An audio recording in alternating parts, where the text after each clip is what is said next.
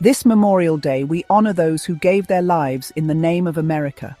We honor them by remembering them and the families they left behind. We honor them by reflecting on our freedoms, our relative prosperity and safety, and considering what it is that made the risks worth it for them.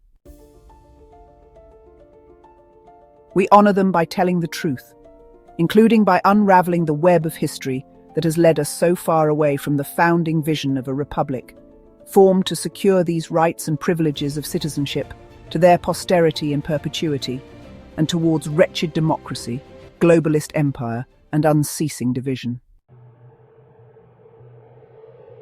It's fair to say that those who volunteered to serve volunteered on the basis of the oath that they took, an oath to uphold and defend the Constitution. Yet, none with eyes to see can look across this nation we inhabit and conclude that this Constitution continues to reign supreme as law. What happened? The failure to keep the Republic is not with those who gave all in service to us and this country.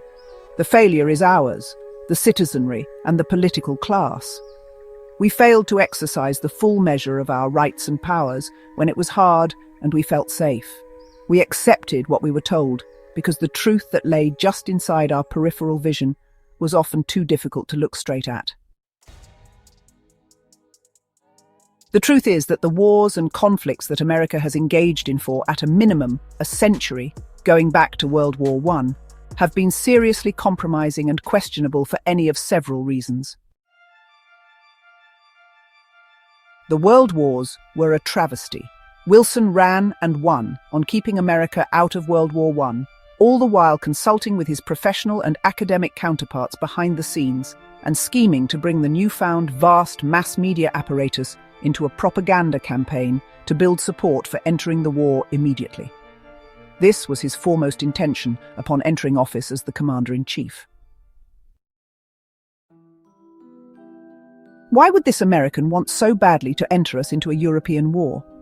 Well, he was part of a European origin movement and secret society, the Young Hegelians, a movement that would lead to the establishment of the American Progressives. He was also steeped in all things Prussian scientism. World War II, we're told, we fought to liberate Europe from the Nazis.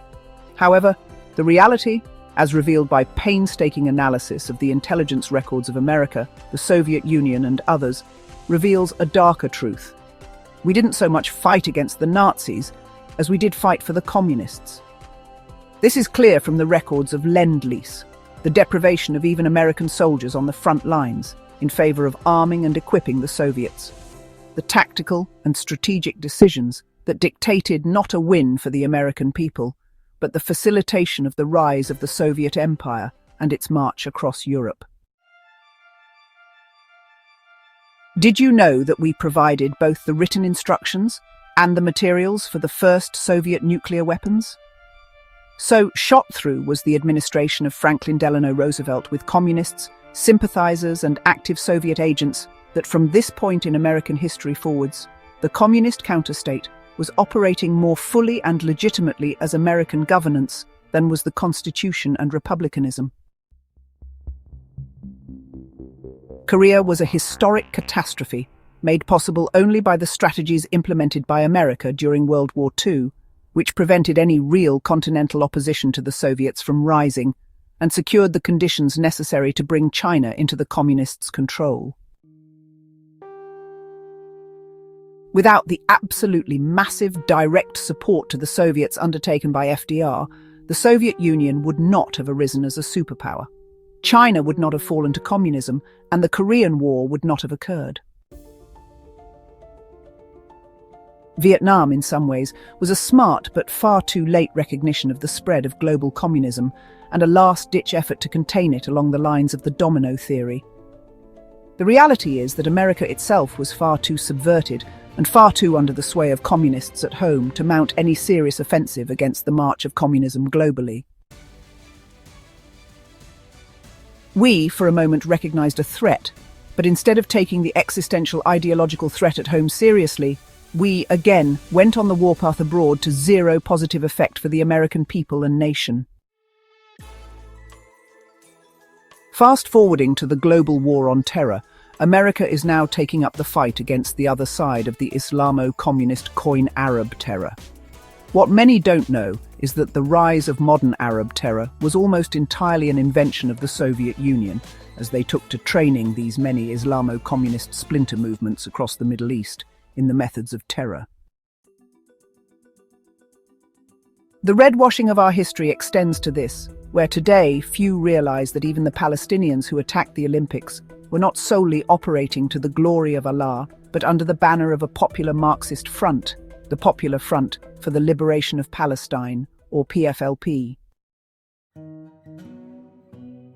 To keep it short, there is a direct line from the Soviets to the attacks on the American homeland that resulted in the initiation of the global war on terror. Many of those brave Americans killed in these wars would have died in improvised explosive device blasts engineered by bomb makers trained directly by the Soviets and aided by the American left for the last century.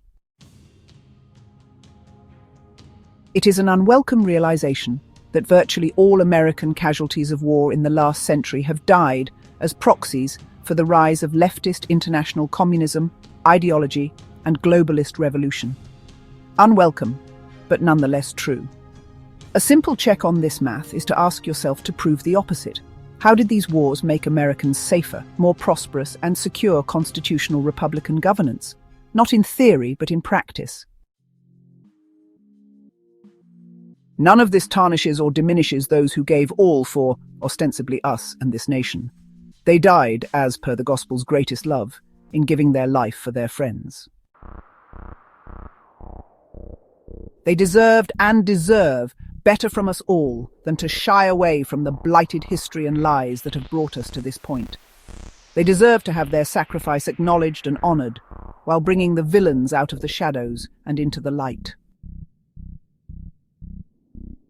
Counterspell Group.